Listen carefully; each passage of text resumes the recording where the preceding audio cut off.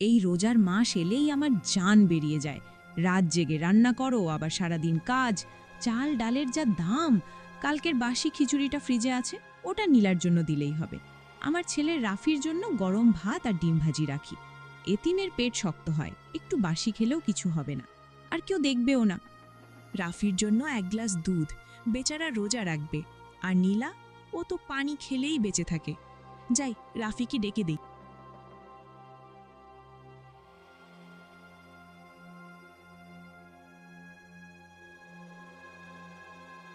রাফি বাবা, ওঠো, সেহরির সময় হয়ে গেছে। দেখো তোমার জন্য কিমা রান্না করেছি। আম্মু, আজ মুরগি রান্না করনি? তোমাকে তো বলছিলাম মুরগি রান্না করতে। কাল করব সোনা, আজ এই কিমা শুধু তোমার জন্য। তাড়াতাড়ি ওঠো। ওই মেয়েটাকে এত আদর দিলে মাথায় চড়ে বসবে। নীলাকে ডাকলেন না। নীলা নিজেই ঘুম ভেঙে উঠে আস্তে করে রান্নাঘরে এলো।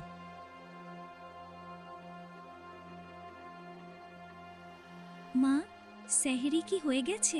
ওই হাঁড়িতে কালকের ভাত আছে, পান্তা করে খেয়ে নে। এত আয়োজনের দরকার নেই তোর। নীলা কিছু বলল না, চুপচাপ ঠান্ডা ভাত আর একটু ডাল নিয়ে বসে পড়ল। মনে মনে দোয়া করল।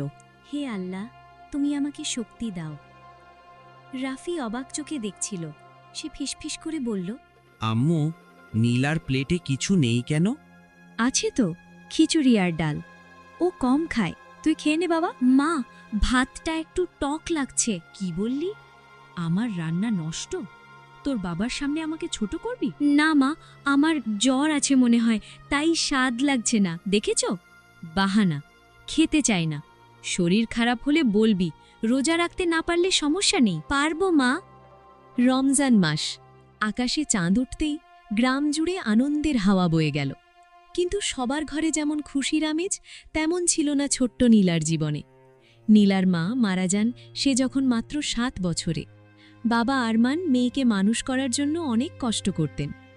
1 বছর পর আত্মীয়দের চাপে তিনি বিয়ে করেন বেলা নামের এক মহিলাকে। শুরুতে বেলা খুব মায়াময় আচরণ করলেও সময়ের সঙ্গে সঙ্গে বদলে গেলেন। নিজের ছেলে রাফিকে তিনি বুকের ঘন মনে করতেন, আর নীলাকে যেন বোঝা ভাবতেন।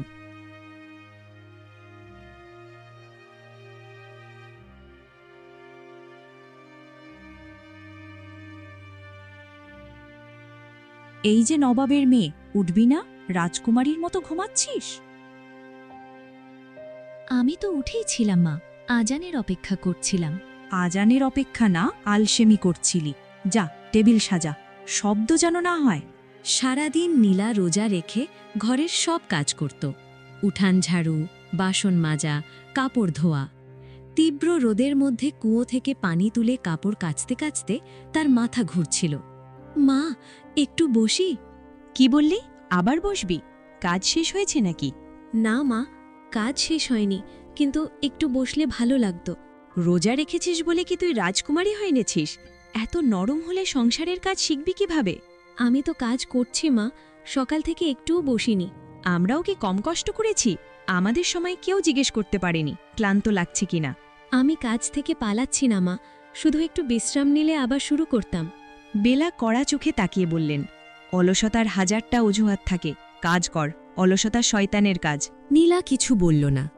দাঁতে দাঁত চেপে আবার কাপড় ঘষতে লাগল। তার বুকের ভেতরটা ভারী হয়ে উঠল, চোখে পানি চলে এলো, কিন্তু সে হাতের পিঠ দিয়ে দ্রুত মুছে ফেলল। হঠাৎ তার নিজের মায়ের কথা মনে পড়ল। মা একদিন মাথায় হাত বুলিয়ে বলেছিলেন, মা, জীবন সবসময় সহজ হয় না, কিন্তু কষ্টের সময় যদি ধৈর্য ধরতে পারিস, আল্লাহ তার পুরস্কার অবশ্যই দেন। সেই কথাটা মনে করে নীলা গভীর শ্বাস নিল। তারপর নিঃশব্দে আবার কাজে মন। বিকেলের দিকে ইফতারের আয়োজন শুরু হল।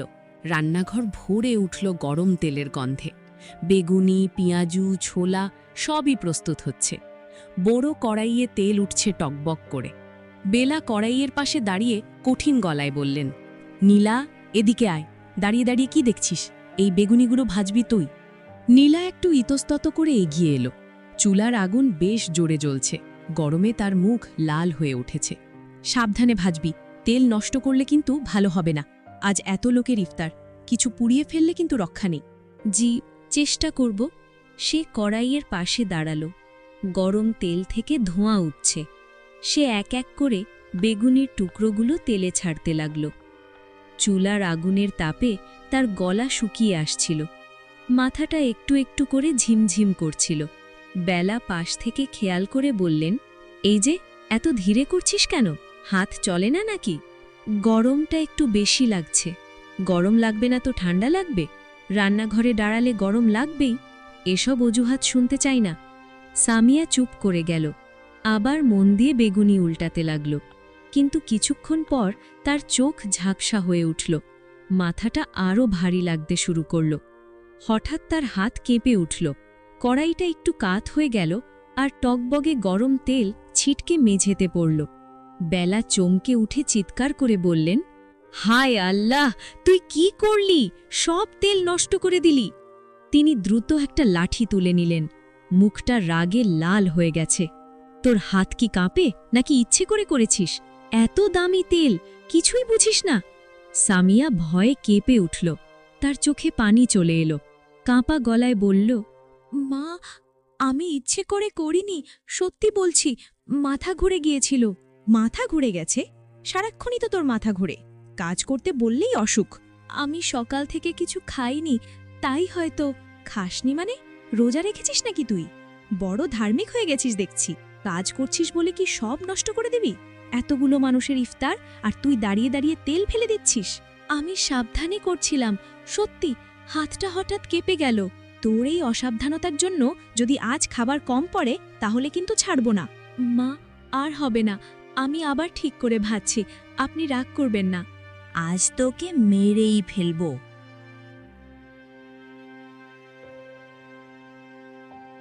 এই চিৎকার চেঁচামেচি কেন হচ্ছে ঘরে? রুবিনা, এটা কি হচ্ছে? তোমার হাতে লাঠি কেন? দেখো না, সব কিছু নষ্ট করে ফেলেছে। এতগুলো কাজ দিয়েছিলাম, একটাও ঠিকমতো করতে পারিনি। আব্বু, আমি ইচ্ছে করে কিছু করিনি। সারাদিন কাজ করতে করতে হঠাৎ মাথা ঘুরে পড়ে গিয়েছিলাম, তাই সব ছড়িয়ে পড়ে গেছে। কি বলছো? কিন্তু বেলা তো আমাকে বলেছিল তুমি নাকি সারাদিন বিশ্রাম নিয়েছো। রাফি, সত্যি বলো। আব্বু, আম্মু আপুকে বাসি খিচুড়ি দিয়েছে, সারাদিন কাপড় ধুইয়েছে, আপু কাজ ছিল। কি বলছো? আম্মু আপুকে মারতে যাচ্ছিল। তুমি মানুষ এভাবে মেয়েটাকে লাঠি দিয়ে মারতে যাচ্ছিলে? আমি শাসন করছিলাম। অসুস্থ বাচ্চাকে লাঠি দিয়ে শাসন? রোজা রেখে তুমি কি শিখলে? রোজা মানে শুধু না খেয়ে থাকা না, দয়া, সংযম, সহানুভূতি। কিন্তু তেল নষ্ট করেছে। তেলের দাম 200 টাকা। আমার মেয়ের চোখের পানির দাম কত? আব্বু, আম্মুকে বকবেন না, আমারই ভুল। দেখো, এত মার খেয়েও তোমার হয়ে কথা বলছে। আমি ভুল করেছি। ঈর্ষায় অন্ধ হয়ে গিয়েছিলাম। ভেবেছিলাম নিজের সন্তান বঞ্চিত হবে। আম্মু, আপু আমাকে পড়ায়, গল্প শোনায়। ও খারাপ না। নীলামা, আমাকে মাফ করে দাও। আপনি আমার মা, মায়ের উপর রাগ করা যায়? আজ থেকে তুমি আর রাফি সমান। আমি আর কখনো ভেদাভেদ করব না। আল্লাহর কাছে তওবা করো, এতিমের হক বড়। আপু, আমরা এক প্লেটে খাবো। হ্যাঁ ভাই।